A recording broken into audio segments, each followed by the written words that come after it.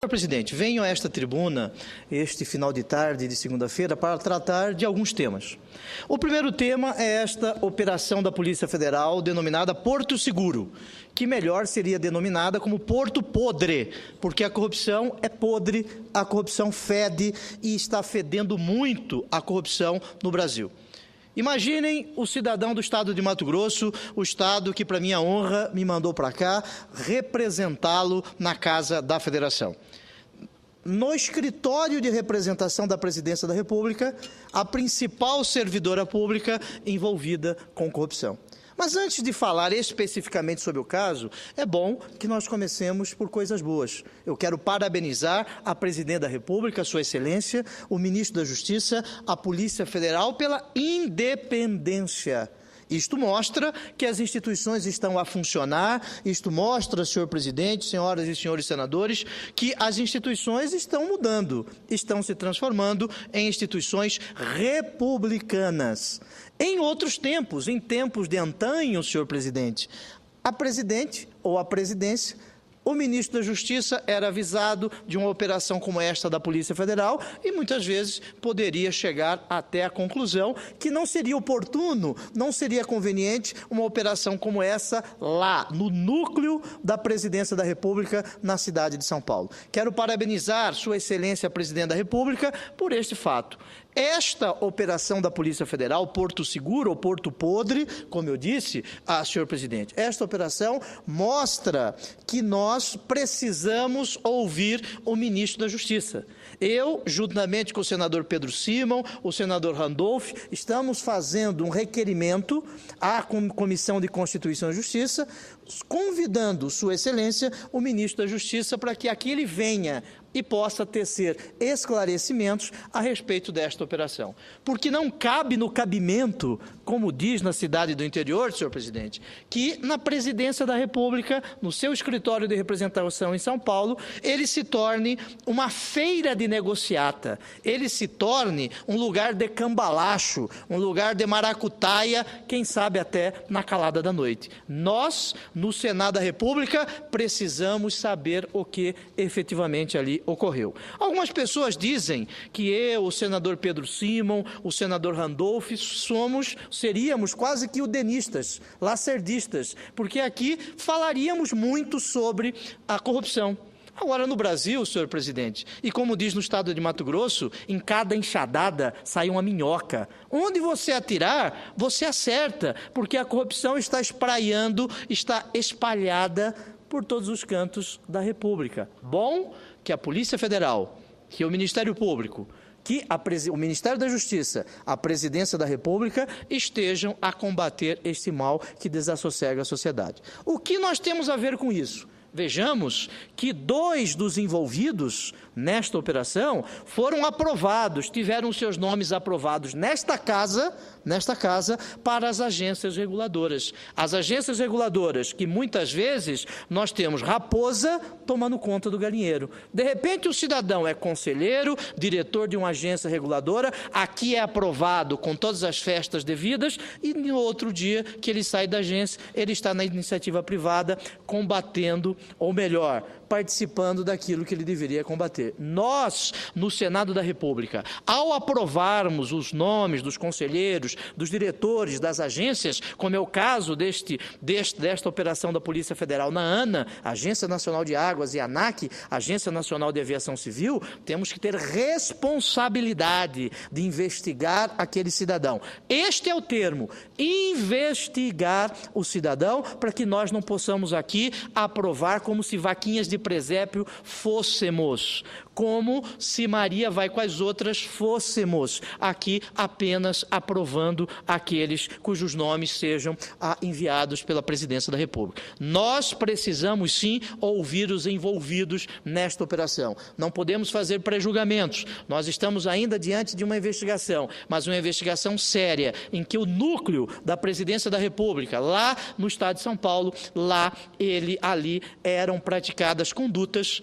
no mínimo, não republicanas. Este é o primeiro tema, senhor presidente. Quero dar conta à nação que nós estamos a solicitar, a convidar o ministro da Justiça, sua excelência, o ministro Cardoso, para que ele aqui venha e possa prestar esclarecimentos sobre este fato. O segundo ponto que me traz à tribuna esta tarde chuvosa aqui em Brasília, senhor presidente, uma tarde quase fria aqui em Brasília, é comentar a aprovação na Comissão Especial da Câmara dos Deputados da famigerada PEC 37. PEC 37, aprovada na Câmara dos Deputados, na Comissão Especial, agora regimentalmente vai ao plenário do Senado. O que diz esta PEC 37? Ela traz a exclusividade da investigação para a autoridade policial, para a agência policial, subtraindo do Ministério Público e de outras agências governamentais o poder, dever de investigar. Esta PEC 37 representa um retrocesso. E explico por quê, senhor presidente, já fiz um discurso aqui há um tempo atrás sobre este mesmo tema. No mundo todo, se fala na chamada universalização da investigação. Todos devem investigar. Qual é o panorama internacional da investigação? Nós sabemos que a investigação preliminar no mundo se divide em 3 espécies de investigações. Primeiro, o chamado promotor investigador, que existe na Coreia do Sul, existe no Japão, existe em Portugal, existe na Alemanha, existe nos Estados Unidos, existe no Paraguai, existe na Suíça, o chamado promotor investigador, em que o titular constitucional da ação, ele pode fazer a investigação. É a teoria dos poderes implícitos. Quem pode o mais, pode o menos. Promotor investigador existem nesses estados. Estados aqui no sentido técnico-jurídico do termo. Uma segunda espécie de investigação preliminar, o chamado juizado de instrução. Existe na França, ou em França, existe na Espanha, com alterações recentes, no chamado juizado de instrução. E uma terceira espécie de investigação, o inquérito policial, que existe no Brasil, existe na Indonésia. E alguns países da África, que aqui eu não vou nem citá-los, não por preconceito, mas em razão do tempo aqui estabelecido. Muito bem.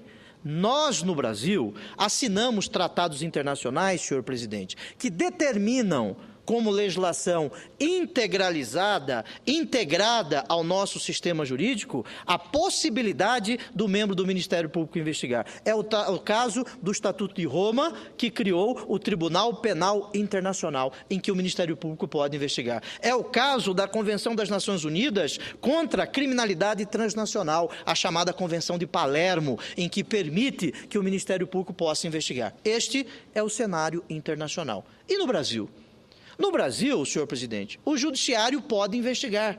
A Lei Complementar 35 de 79, a LOMAN, permite que um juiz investigue outro juiz. Portanto, o judiciário pode investigar. Ou, nos inquéritos judiciais, como foi o caso do Mensalão, o ministro Joaquim Barbosa, ele supervisionou, coordenou a investigação que foi levada a cabo através de carta de ordem pela Polícia Federal. Portanto, o judiciário investiga. O legislativo investiga no Brasil, senhor presidente, através do artigo 58, parágrafo 3º da Constituição da República, que fala a respeito da Comissão Parlamentar de Inquérito. Nós podemos investigar através de uma CPI. Infelizmente, algumas CPIs jogam o lixo podre para baixo do tapete, como é o caso deste relatório da CPMI aqui do Cachoeira, que está se transformando numa farsa, num instrumento de perseguição política ao Procurador-Geral da República e a determinados membros da imprensa. Daí, o Executivo investiga, o Legislativo investiga. O Executivo investiga, senhor presidente, o Judiciário investiga, o Legislativo investiga, o Executivo investiga, através do Banco Central. Existe no Banco Central um departamento próprio de investigação dos chamados ilícitos cambiais. O IBAMA investiga, a Receita Federal investiga, todos podem investigar. O particular pode investigar? Pode. Ele não pode praticar constrições judiciais ou ofender a liberdade individual do cidadão. Mas a profissão de detetive particular é regulamentada desde a década de 50. O particular pode investigar, sim, Cachorro no Brasil pode investigar? Pode investigar. No momento que você vai viajar, o cachorro está cheirando a sua mala. Ele está cheirando a sua mala e investigando. Até cachorro no Brasil pode investigar. E o Ministério Público não pode investigar, de acordo com esta proposta de emenda constitucional, a chamada PEC 37, que é um retrocesso no combate à impunidade, um retrocesso no combate à corrupção. Se um marciano descesse agora aqui no Brasil, imaginaria que nós estaríamos vivendo na Suíça, onde não existe corrupção, onde não existem crimes a serem investigados. O Ministério Público não quer subtrair da polícia o seu poder, dever de investigar. A polícia deve sim investigar. Quem preside inquérito policial é a autoridade policial, mas o Ministério Público não pode ser proibido de investigar. Eu cito aqui, senhor presidente, apenas 2 casos em que o Ministério Público investigou. Ildebrando Pascoal, aquele deputado que cerrava pessoas no Acre. O Ministério Público investigou junto com a Polícia Federal. E eu tive a honra de ser indicado para fazer o júri do Ildebrando Pascoal. Fiz o júri do Ildebrando Pascoal porque o Ministério Público investigou. Imagine, se essa PEC for aprovada, o Ministério Público praticou um ato ilícito, seria uma investigação inconstitucional, esse cidadão estaria na rua. E cito outro caso. No caso do estado de Mato Grosso, a chamada Operação Arca de Noé, que agora no dia 5 de dezembro atinge 10 anos, senhor presidente, em que um cidadão, hoje condenado e preso há 10 anos, chamado João Arcanjo Ribeiro, o comendador, e eu falarei sobre esta operação e seu braço político na semana que vem, para que, como que comemorando o aniversário de 10 anos, dizer que ainda falta o braço político desta organização criminosa. O Ministério Público investigou e o cidadão está preso há 10 anos, senhor presidente. E dizem que o Ministério Público não pode investigar. Esta PEC altera o artigo 144, parágrafo 1º, inciso 4 da Constituição, dando à autoridade policial, a ela, a exclusividade da investigação. Isto é um retrocesso, senhor presidente, um retrocesso. O Ministério Público, ele não quer se adonar da investigação da polícia, ele não quer, o Ministério Público, ele não quer ser apenas ele, aquele que cumpre o dever fundamental de defender o cidadão dentro de uma sociedade como a nossa. Mas ele quer compartilhar esta investigação com a autoridade policial e outras instituições do Estado. No mundo todo, o Ministério Público investiga. No Brasil, querem calar o Ministério Público. Isto é um retrocesso e nós, aqui no Senado da República, na Casa da Federação, temos que fazer trincheiras, senhor presidente, contra este atentado ao Estado Democrático de Direito. Assim, na semana que vem, no dia 5 de dezembro, 10 anos da Operação Arca de Noé, aqui nós falaremos a respeito do braço político desta organização que ainda não foi extinto. Precisamos sim combater o braço político das organizações criminosas. Algumas pessoas se esquecem disso. Algumas pessoas dizem que o tempo é o senhor da razão, ou seria o tempo o senhor da razão. O tempo, senhor presidente, faz a fruta apodrecer, faz a mulher ficar mais bonita, não é isso? O tempo é muito interessante em algumas situações. Agora, o tempo não pode fazer com que nós esqueçamos a investigação que precisa ser feita e o Ministério Público precisa, sim, fazer esta investigação. Operação Porto Seguro, que é uma operação Porto Podre, porque o Porto está podre, porque entraram no principal núcleo da Presidência da República.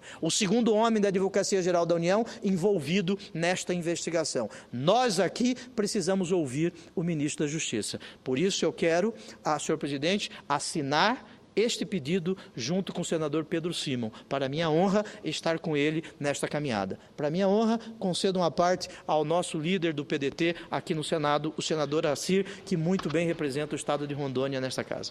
Muito bem, senador Pedro Taques, cumprimentá-lo pelo seu pronunciamento e dizer que nós combatemos muito a corrupção no nosso país.